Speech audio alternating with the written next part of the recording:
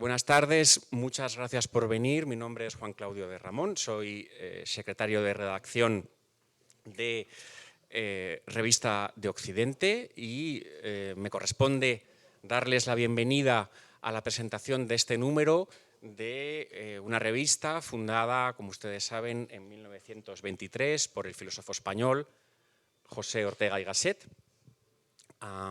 que ofrece todos los meses una selección de ensayos con lo mejor del arte, de la ciencia y de la filosofía. Una de las cosas bonitas de hacer revistas es que las revistas, al contrario de los libros, son obras colectivas. Un grupo de personas que con el tiempo se hacen amigos, se proponen sumar talento, ideas, ingenio, para hacer algo juntos, un producto pues, bello, un objeto, que es una revista. ¿A dónde quiero llegar? Pues quiero llegar a la idea de que cualquier revista, y más una revista como esta, es algo que hacen muchas manos. Ya vamos aterrizando en el tema de este monográfico de inteligencia manual. Ahora bien, aunque sean muchas las manos que siempre intervienen a la hora de hacer una revista, siempre hay una que lleva la batuta, como en una orquesta. Y en el número de verano, ya es tradición en esta casa, que esa mano sea la mano de Carmen Serrano de Haro, que nos acompaña aquí con nosotros, arquitecta de profesión, pero sobre todo una de las personas más cultas y curiosas que conozco y también una de las personas con una cartera de contactos más jugosa, ¿no? Que hay en España, porque es un sinfín el número de personas a las que conoce y a las que es capaz de embarcar en los proyectos editoriales que se propone, como los números veraniegos de Revista de Occidente, que son números dobles, juntamos el de julio y el de agosto.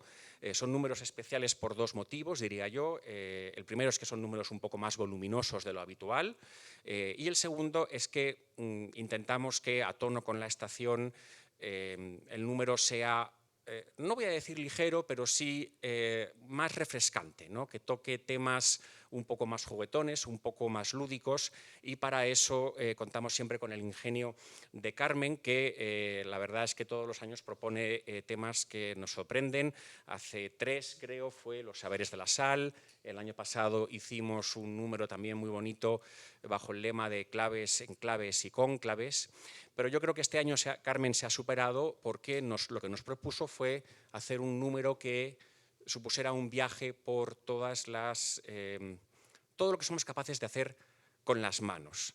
Es un número que enseguida acogimos con gran entusiasmo porque también pensamos hablar de inteligencia manual, que es el nombre que le pusimos, tiene algo hoy de rebeldía, ¿no? Contra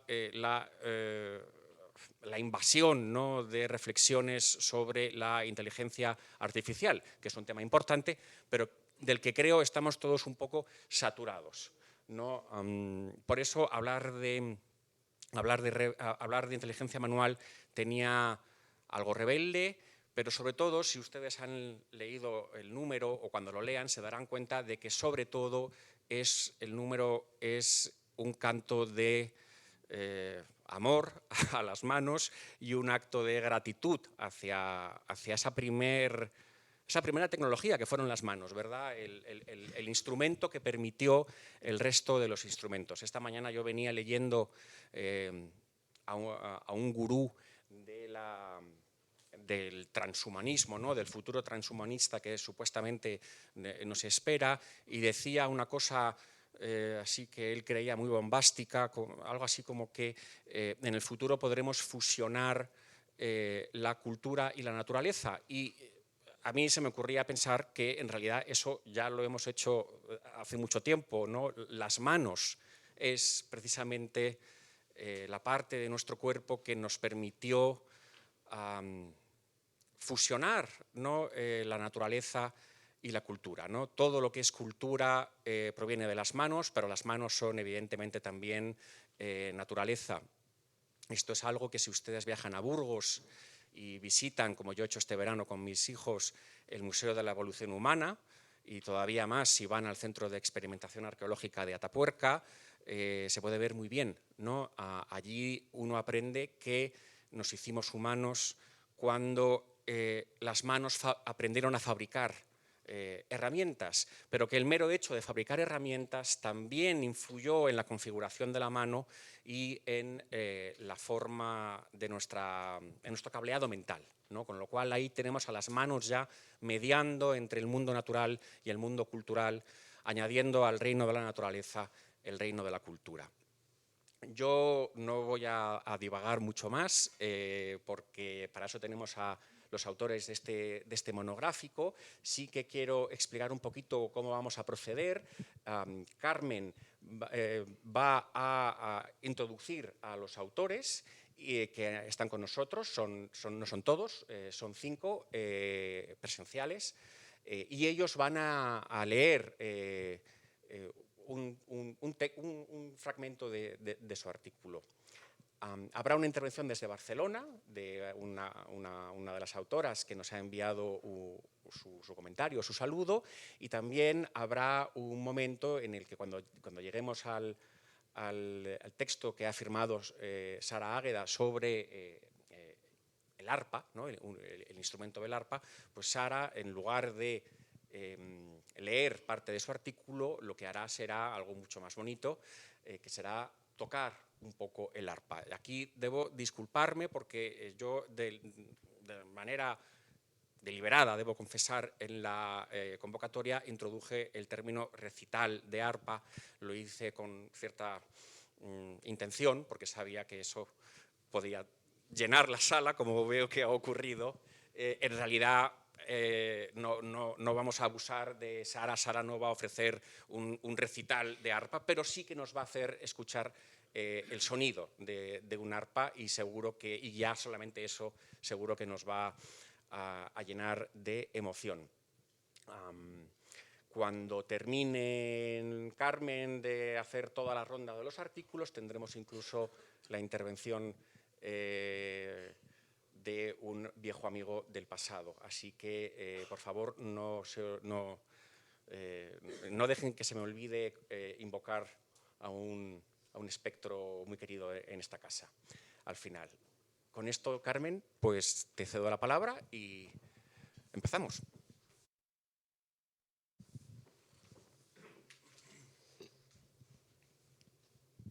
Se oye, ¿no? Bien. Bueno, muchas gracias, Juan Claudio, por tus elogiosas palabras, creo que un poco excesivas. Buenas tardes y muchas gracias a todos por su presencia. Como ha comentado Juan Claudio, tenemos por delante una jornada intensa y por ello limito mi presentación a señalar que inteligencia manual se centra en algunas de las artes, técnicas y disciplinas en las que en 2025 la pericia manual sigue siendo indispensable. A los autores que no han podido acompañarnos, como ha dicho Juan Claudio, les hemos pedido una selección de párrafos de su colaboración que leerá Fernando Vallespín, director de la revista Occidente. Comencemos.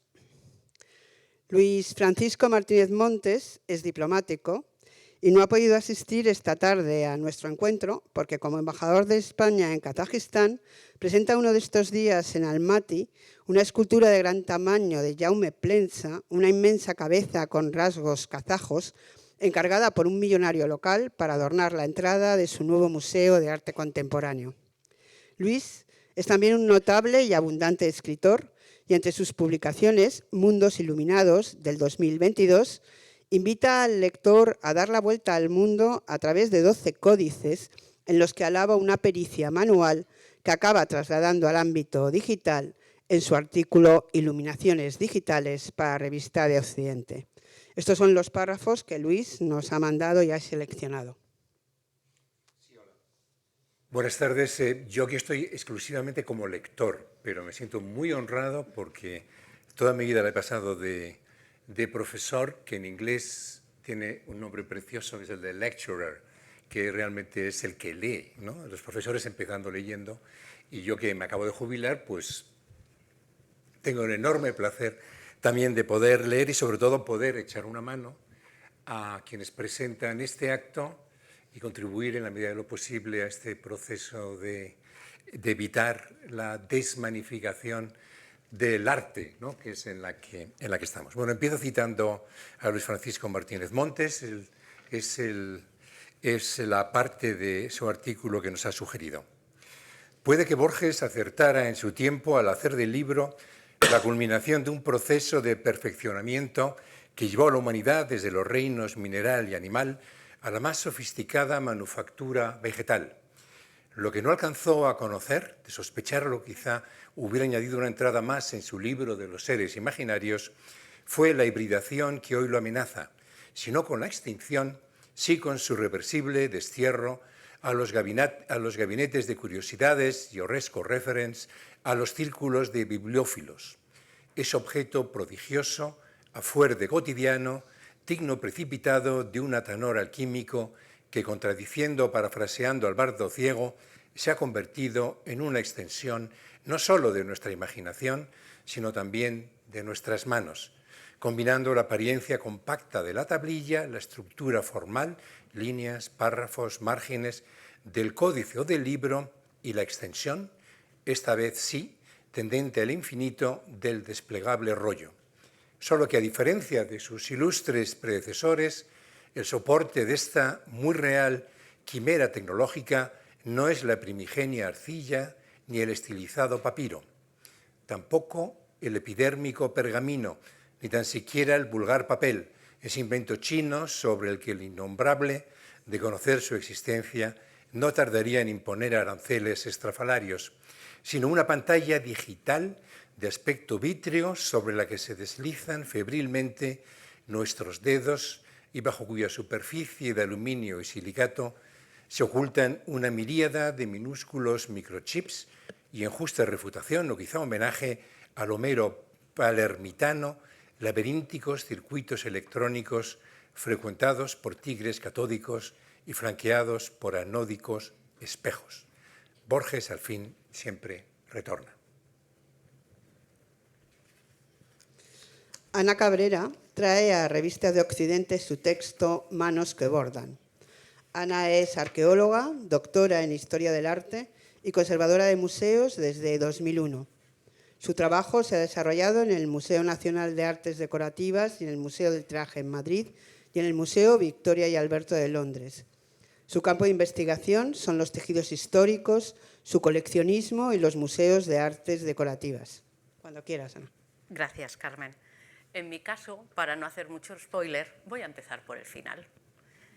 La intención de esta breve reflexión que encuentran en esta revista es mostrar, por un lado, el desarrollo de un trabajo manual en el que trabajan distintas manos, no solo los que bordan, también que están dedicadas para decorar prendas de vestir de reyes, prelados, novios, novias, o para adornar iglesias y palacios, las camas y las mesas de las casas, pero también para ofrecer distintas perspectivas con las que se pueden abordar el estudio, desde el propio bordado, con sus técnicas de decoración, su tecnología, pero también una explicación socioeconómica, y en esa es donde me quiero centrar ahora.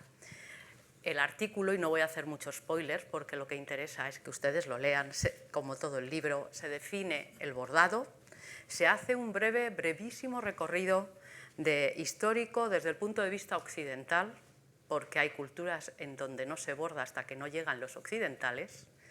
Se destacan aspectos socioeconómicos, como he dicho, pero también tecnológicos, y se intenta desterrar algunas ideas como el bordado como una actividad meramente femenina.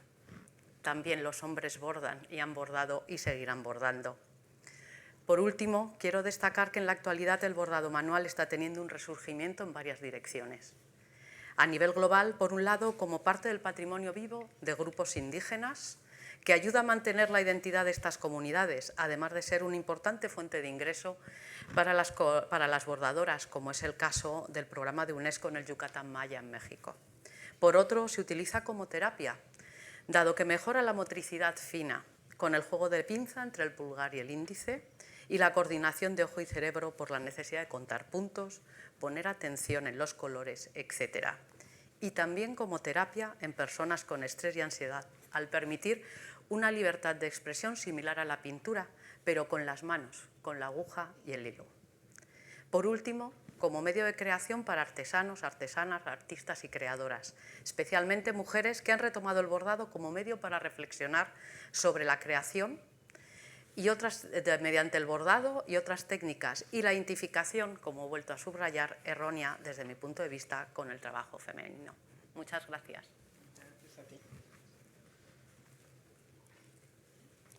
Como dice nuestro siguiente colaborador, los impresores en activo con conocimientos tipográficos se pueden contar con los dedos de una mano.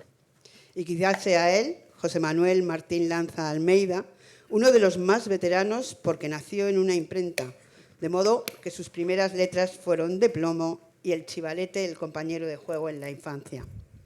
Muy joven quedó al cargo de la imprenta familiar Gráficas Almeida, en el madrileño Barrio de las Letras, imprenta que, entre otros libros de éxito, editó Soluna y Libro del Infinito, ambos de Eduardo Escala, y seleccionados entre los 100 libros mejor impresos del siglo XX. En este número de Revista de Occidente, José Manuel nos ilustra con la composición con tipos móviles. Cuando quieras. Sí. ¿Se oye? Hola. Sí. Hola. Gracias, Carmen. Bueno, a mí me dieron un minuto como general, Carmen, de esta publicación muy organizada. Lo voy a cumplir. Es un extracto a mitad del texto. Durante la era industrial, hasta la extinción de las últimas fundiciones tipográficas, los tipos se fundían con una aleación de plomo, antimonio y estaño. Se compraban en las fundiciones por pólizas o fracciones de esta. Cada póliza, independientemente del cuerpo, se compone de 100.000 piezas, letras, espacios, números, etc. Con mayor número en las más habituales. Por ejemplo, de la más utilizada en el español, que es la E de caja baja, entran 80.000 piezas en una póliza.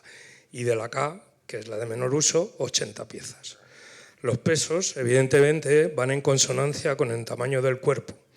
Así, una póliza del cuerpo 12 pesa 161 kilos y 552 si es del cuerpo 20.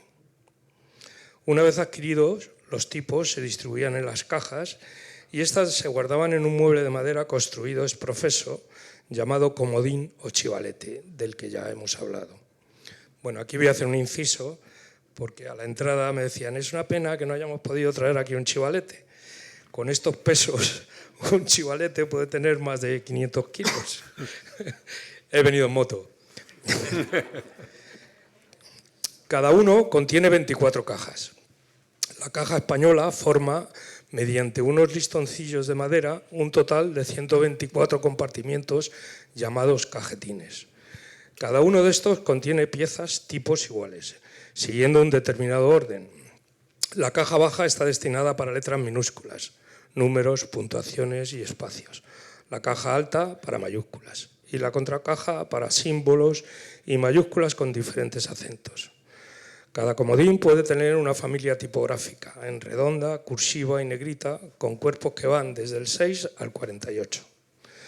El cajista, al componer, tiene que ir cogiendo de cada cajetín la letra que corresponda al texto y depositándolo en una herramienta que se denomina componedor, una especie de regla metálica que tiene una pieza lisa y fija y otra móvil con una palanquita de ajuste. Irá depositando letra a letra hasta completar la línea a la medida de la regleta de interlineado que se ha decidido de antemano. La justificación tiene que ser exacta en grado sumo para evitar que unas líneas manden más que otras. Hasta aquí puedo leer. Gracias. Benedetta Tagliabue es arquitecta. Nacida en Milán, funda con el también arquitecto Enric Miralles el estudio EMBT Arquitectos.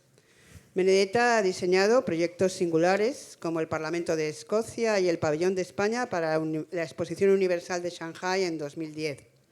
Profesora en prestigiosas universidades como Harvard y Columbia, ha recibido más de 100 premios y distinciones internacionales. Su labor nace a menudo del gesto simple y ancestral de la mano de la arquitecta que entrelaza y pliega en un modo tangible de pensar y de hacer, buscando captar la esencia de un espacio antes de que exista. Tejer, tramar, construir, cuenta para inteligencia manual su experiencia y así nos ha mandado un vídeo. Yo creo que es mejor que nos quitemos, ¿no?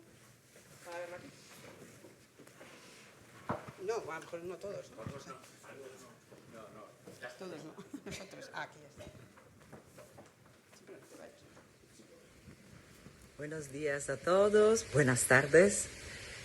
Soy Benedetta Tagliabue y estoy contentísima de haber participado a la revista de Occidente gracias a la invitación de Carmen Serrano de Haro. Y muchas gracias, Carmen, y me ha encantado poder hacer un pequeño artículo, una pequeña contribución para ese número llamado Inteligencia Manual. Claro, me ha encantado que Carmen se haya acordado de mí y de nuestra manera de trabajar como estudio de arquitectura, donde la manualidad todavía es muy importante. Y ahora solo os leo un pequeño párrafo de la pequeña frase del escrito que he preparado para este número de la revista de Occidente. Y lógicamente habla de nuestra manera de trabajar y de cómo la mano es fundamental para hacer el resultado de la arquitectura que hacemos. El trabajo manual es parte esencial de nuestro proyecto creativo. Las primeras ideas se expresan con materiales sencillos: papel, cartón, hilos, maderas finas. A veces construimos estructuras efímeras que parecen vestimentas flotantes. Otras veces pequeñas cúpulas o paisajes en miniatura que nos permiten explorar cómo la forma se encuentra con la luz, cómo un pliegue puede definir un espacio. Nos interesa la imperfección, la espontaneidad del gesto, el aprendizaje que surge del hacer. Bueno, muchas gracias de esta oportunidad y me encantaría estar con vosotros, pero estoy solo de esta manera, a través de un vídeo muy casero y muy manual. Gracias a todos y pasar una maravillosa velada.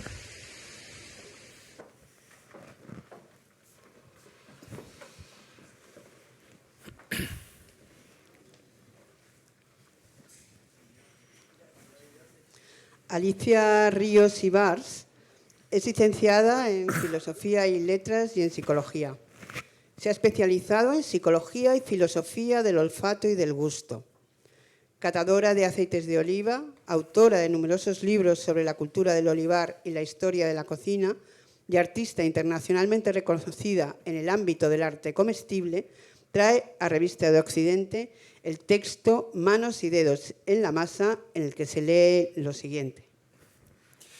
La libertad de acción de las manos permite que a la vez que se trabaja con ellas, se abstraiga la mente y se experimente un elevado estado de concentración.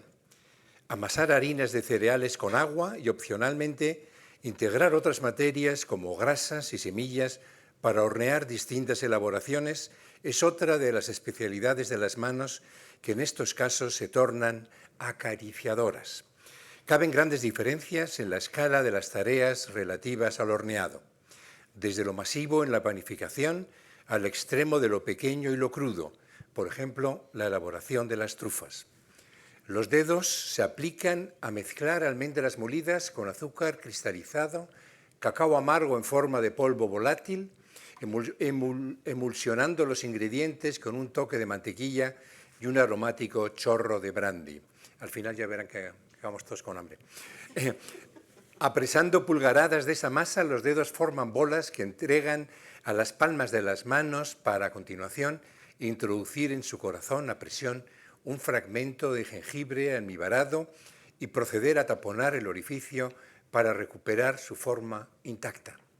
El proceso de elaboración de la trufa culmina con la acción de la mano que hace girar el cuenco que contiene cacao amargo en polvo, con cardamomo molido donde se han depositado las trufas que con el meneo circular se van vistiendo de aterciopelado marrón oscuro por toda la superficie.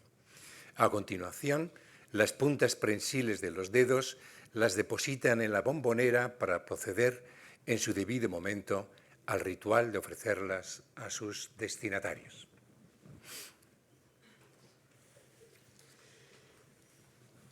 Doctor en Medicina y Cirugía, especialista en cirugía general y del aparato digestivo, director del programa de trasplantes de la Organización Mundial de la Salud, con numerosos premios, artículos y conferencias en foros nacionales e internacionales, José Ramón Núñez Peña se centra en la quirofanía, como titula su artículo para la Revista de Occidente. Por favor, José Ramón. Buenas tardes a todos. Quiero agradecer a la Fundación, a su director y a su secretario el que me hayan involucrado en ese tema. Realmente la culpable es Carmen, que somos amigos de hace años, y me lió textualmente durante una cena, yo creo como consecuencia del vino magnífico que estábamos degustando, para escribir este artículo.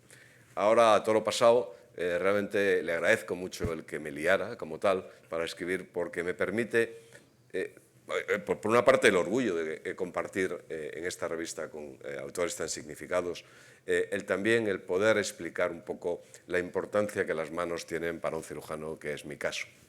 Y me van a permitir que empiece con una anécdota que está en el texto, una anécdota del que fue mi maestro de la cirugía, que decía: la mano del cirujano sigue siendo ese instrumento imprescindible. Su importancia es tan significativa que este acreditado profesor de cirugía relataba y lo hacía con mucha frecuencia una anécdota. Un día, al entrar en un ascensor junto a un renombrado internista, observó cómo el internista, extendía la mano para evitar que la puerta se cerrara. El cirujano, por su parte, jamás haría algo similar por el temor a lesionar la mano. Poco después, se sorprendió a sí mismo inclinando la cabeza para que las puertas del ascensor no se cerraran, lo que le llevó a reflexionar sobre el hecho de que cada profesional arriesga lo que menos utiliza: el internista sus manos y el cirujano su cerebro. Si aceptamos que la cirugía es tanto ciencia como arte, debemos reconocer que este arte no se define únicamente por la técnica, sino también por la emoción y la conexión con la persona enferma. Cada procedimiento quirúrgico implica un compromiso profundo con el bienestar del paciente, que abarca no solo la restauración de la función de un órgano específico, sino también la preservación o mejora de su estética y apariencia. Esta faceta del cuidado solo puede lograrse a través de la destreza manual del cirujano, en quien el enfermo deposita toda su confianza. Las manos, otra vez las manos del cirujano, juegan un papel importante en la comunicación no verbal y es un factor determinante dentro de un quirófano. Los gestos, las señales, el lenguaje de las manos ayudan sobremanera a coordinar la labor del equipo, minimizan errores y contribuyen a garantizar una atención segura y eficaz. Y acabo diciendo que la mano del cirujano sigue siendo el pilar fundamental en la práctica quirúrgica. Aunque la tecnología avanza y ofrece herramientas cada vez más sofisticadas, la precisión, el tacto y la capacidad de decisión del ser humano siguen siendo insustituibles. La cirugía es, en última instancia, un arte que se ejerce con las manos, guiado por la mente y el corazón del médico. La cirugía desarrollada en una quirofanía es y será una disciplina médica vital que combina ciencia y arte y compasión a través de las manos.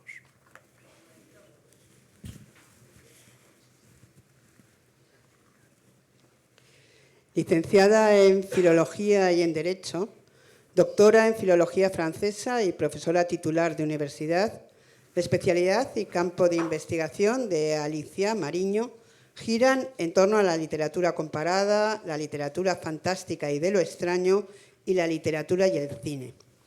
Sus manos del más allá evocan para Revista de Occidente el estremecimiento junto a la bondad, recogidos juntos en varios relatos clásicos. Las manos han sido desde tiempos inmemoriales un tema importante de la historia del arte, porque esa historia es, a fin de cuentas, la historia simbólica de la humanidad, como atestiguan las numerosas manos que figuran en las paredes de las cavernas paleolíticas. En la narrativa de terror, las manos están igualmente presentes. Me vienen a la memoria dos manos estremecedoras de Guy de Maupassant, gran maestro del género, la main o la mano y la main décorchée o la mano disecada. En esta misma línea angustiosa y sobrecogedora cito también un auténtico hito del género, The Monkey's Paw o la pata de mono de William Jacobs, un ejemplo que solo nombraré porque al final de esa extremidad lo que hay es una mano de simio y si bien somos parientes, prefiero evocar manos humanas. Y al igual que en mis vivencias infantiles había manos maléficas y manos benéficas, sobre estas últimas también recuerdo un relato publicado a finales del siglo XX por la argentina Elsa Bornemann titulado Manos. Ramón Mairata es escritor. Su último libro, fruto de su relación con las artes escénicas y las tecnologías de la ilusión, es Fantasmagoría, Magia, Terror, Mito y Ciencia, de 2024, sobre el papel del ilusionismo en la creación de las tecnologías del espectáculo, en la aparición del cine y en la génesis de la realidad virtual. Actualmente dirige Maese Coral, revista de investigación sobre la historia del ilusionismo, y preside la Asociación Cancamusa para el conocimiento y la difusión de la historia del ilusionismo. Y en Juegos de Manos comparte con el lector de Revista de Occidente esa magia que, como él explica, nunca sucede en las manos del prestidigitador, sino en el cerebro del espectador. Sí. La técnica general de la ilusión consiste en duplicar la realidad. El ilusionista, mediante técnicas y manipulaciones de las que solo él se percata, es capaz de fabricar otra realidad en la mirada del espectador. Para ello ha de operar simultáneamente en una y otra realidad. La disparidad entre lo que se muestra y lo que está ocurriendo caracteriza el arte de los creadores de ilusiones. Lo que el espectador ve no es todo lo que está sucediendo. Al igual que la física cuántica, la magia ilusionista puede hacer visibles realidades sin que sea preciso entenderlas. En la cartomagia, la magia con monedas y la manipulación de objetos, se evidencia el carácter artesanal de la creación ilusionista en la que el pensamiento ha de prolongarse en las manos. Hay una relación muy especial entre el cerebro del mago, sus manos y los objetos que se trasladan, transforman, aparecen o desaparecen de forma incomprensible. El conocimiento es preciso ejecutarlo y la mano es la herramienta.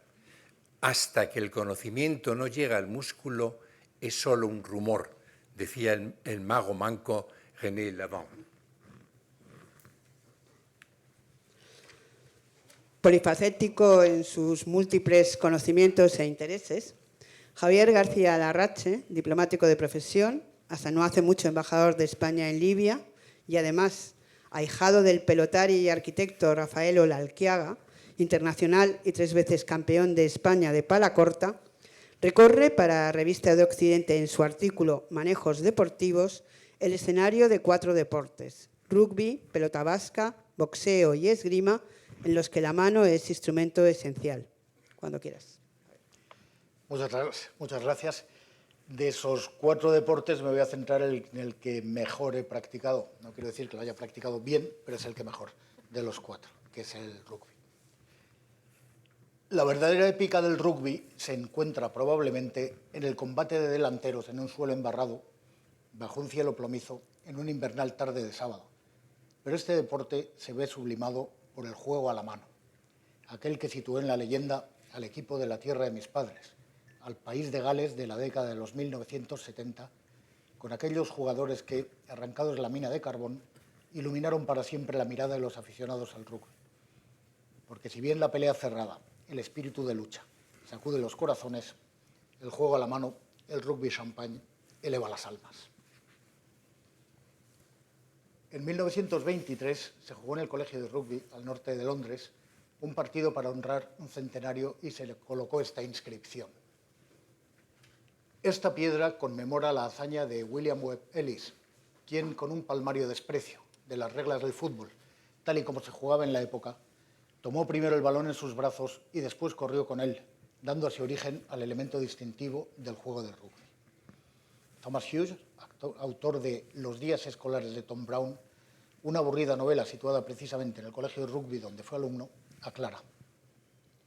Durante mi primer año, en 1834, en el colegio de rugby no estaba estrictamente prohibido el correr con el balón en las manos para conseguir el ensayo que daba derecho a intentar marcar un gol. Pero todos los que jugaban en aquella época os dirían que actuar así habría sido un suicidio o una provocación mortal. Sin embargo, en 1838 ya se había extendido esa forma de jugar. Como consecuencia, el deporte en el que el balón pasa más tiempo en las manos, paradójicamente, se llama fútbol, balompié, el fútbol de rugby. Gracias. En las biografías ocurren a veces curiosas asociaciones. Y en Canarias tenemos a Noemí Guillermo, licenciada en Medicina, especialista en Dermatología y Venereología, graduada en Lenguas Modernas, máster en Cultura Audiovisual y Literaria y autora de artículos y libros de cine, además de contertulia de distintos programas de radio y televisión y profesora sobre el tema en la Universidad de La Palma. No ha podido desplazarse a Madrid, pero nos ha encargado que en su nombre leamos estos párrafos de su artículo para la revista de Occidente, Las siniestras manos de Orlac. En una de las salas del madrileño Museo del Prado se exhibe Milagros de los santos médicos Cosme y Damián, realizado por el pintor Fernando del Rincón a principios del siglo XVI. El óleo muestra cómo a través de un milagroso sueño los santos Cosme y Damián, médicos en Arabia en el siglo IV después de Cristo, trasplantan a un sacristán blanco la pierna de un etíope recién fallecido que han robado de un cementerio. Como el propio museo subraya, la obra no es demasiado complaciente con el africano, pues aparece tirado en el suelo y con la extremidad gangrenada del sacristán ingernada en su cuerpo. Aún faltaban unos cuantos siglos para la llegada de la political correctness. En 1818, Mary Shelley aterroriza y deslumbra al mundo con la publicación de su Frankenstein o el moderno Prometeo. ¿Puede considerarse la creación de un ser monstruoso formado por el ensamblaje de diferentes partes de cadáveres un precedente del trasplante de órganos moderno?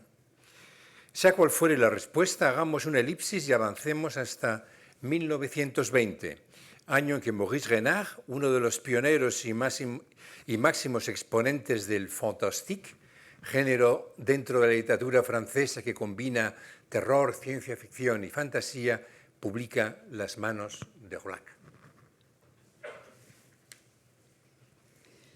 Carlos Muñoz de Pablos es artista vidriero, además de miembro de la Real Academia de Historia de Arte de San Quirze y del Comité Español del Corpus Vitrearum Medievi para la defensa y conservación de las vidrieras medievales europeas. Profesor de múltiples cursos universitarios, con, entre otros muchos premios, Medalla al Mérito Cultural de Segovia en 2019, Premio Richard Driehaus de las Artes de la Construcción 2020 en la categoría de los trabajos en vidrio y metal y Medalla de Oro al Mérito de las Bellas Artes en 2023. Ha trabajado en vidrieras de las catedrales de Vitoria, Cádiz, León, Burgos, Toledo, Segovia y Salamanca, además del edificio del Banco de España y en la Facultad de Filosofía y Letras de la Universidad Complutense de Madrid.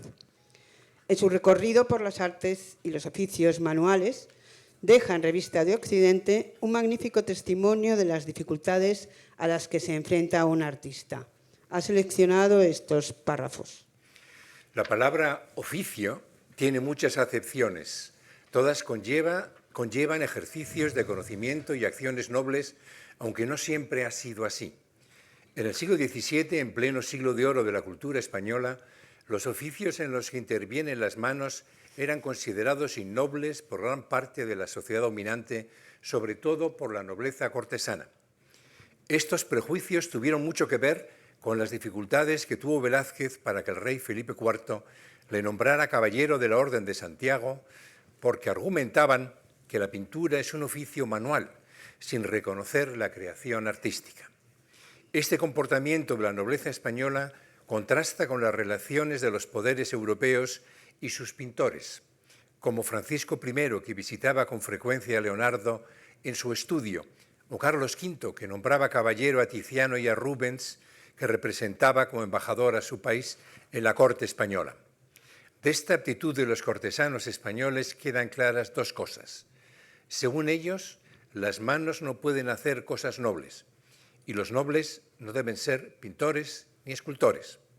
En estas disciplinas artísticas, la materia es el soporte imprescindible de las ideas y emociones del lenguaje creador que se concibe en el cerebro y se plasma en la materia con las manos. No contamos esta tarde con Juan Manuel Bonet, porque en estos momentos está volando a Brasilia a la inauguración de la exposición Fervor do Brasil del fotógrafo español Ballester y de la que ha sido comisario. Baste decir de Juan Manuel que es escritor y crítico de arte y que ha sido director del Instituto Valenciano de Arte Moderno, del Museo Nacional Centro de Arte Reina Sofía y del Instituto Cervantes. Son incontables sus libros, sus artículos, sus conferencias. Para una lista de manos, como titula su artículo y que ha enviado a Revista de Occidente, destacamos estas. Que va a ser la última ya que yo leo. La mano constructora de cajas de Cornell. Qué emoción un día en Nueva York cuando Douglas Baxter en Pace colocó en la palma de mi mano derecha una cajita de aquel llena de confetis. La mano matisiana de Ellsworth Kelly en el París de posguerra, controlando el lápiz para hacerle expresar lo que veía en sus ojos, una ventana de hotel o el perfil de una flor. En la misma ciudad y época, la mano exacta del serígrafo, por ejemplo, el cubano Wilfredo Arcay o nuestro Abel Martín, discípulo suyo. Procesadores de ideas de otros, como luego los de Ibero-Suiza en la Valencia de los Crónica o Mitsuo Miura en Madrid. La mano de Sempere trazando con tiralíneas las que componen sus paisajes abstractos de la meseta. La mano de pintores que utiliza en la cámara bien como lápiz auxiliar. Degas, Balthus, Alcaín, Pérez Villalta, bien como modo de ampliar el territorio de su arte. El precisionista Charles Schiller, Ruscha, manos, incluidas las del grafitero dándole al spray, perpetuando lo que el arte tiene de trabajos manuales, tan a la orden del día hoy en que tanto interesan la cerámica, la mano del tornero, Llorens Artigas, fotografiado por Kertész en su torno parisiense, y lo textil, la mano del tejedor. Hemos dejado para el final, antes de la sorpresa final del todo, un testimonio práctico de este repertorio de manos que, en resumen, hacen, deshacen o no hacen, y en cualquier caso plasman con destreza en arte y en ciencia un cometido preciso de toda esa inteligencia concentrada en la insustituible pericia de las manos. A pesar de su juventud, Sara Águeda, quien desde muy pequeña decidió ser arpista, actúa regularmente en festivales y prestigiosas salas nacionales e internacionales como el Konzerthaus de Viena, la Philharmonic de Berlín, la Ópera Royal de Versalles o nuestro Auditorio Nacional de Música y nuestro Teatro Real. En tanto solista, fusiona voz y arpa en programas inspirados en el teatro clásico español y cuenta con más de 40 discos. En su artículo El tacto del arpa para Revista de Occidente, recorre la antiquísima historia del instrumento, así como los roles simbólicos que todas las culturas le han asignado. Explica Sara con muchos ejemplos cómo al arpa se le han atribuido poderes para calmar y transformar las conductas y hasta para alterar el destino de las personas. Recién llegada esta mañana de Utrecht, nos va a ofrecer un pequeño ejemplo de esa música celestial, como la llaman, que sus manos son capaces de arrancar a las cuerdas.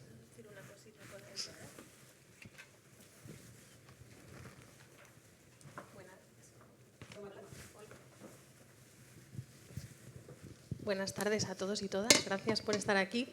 Nada, solo quería apuntar que el arpa que traigo es una copia de un instrumento del siglo XV que también está hecha a mano. La particularidad para que se produzca el sonido es esta caja de resonancia, que es muy pequeña, pero tiene un gran sonido porque la tapa está vaciada a mano y tiene 1 milímetro de grosor. Entonces el instrumento original está en Alemania, en Nuremberg, Y bueno, como decía Platón en el discurso de Fedón, el instrumento tiene que estar bien afinado, porque si no tenemos afinadas las cuerdas se produce el caos, y bastante caos hay en el mundo ya como para producir yo esta tarde más. Así que me dan 2 segundos para afinar y templar y ordenar el microcosmos, y ofrezco unas pequeñas piezas medievales de España.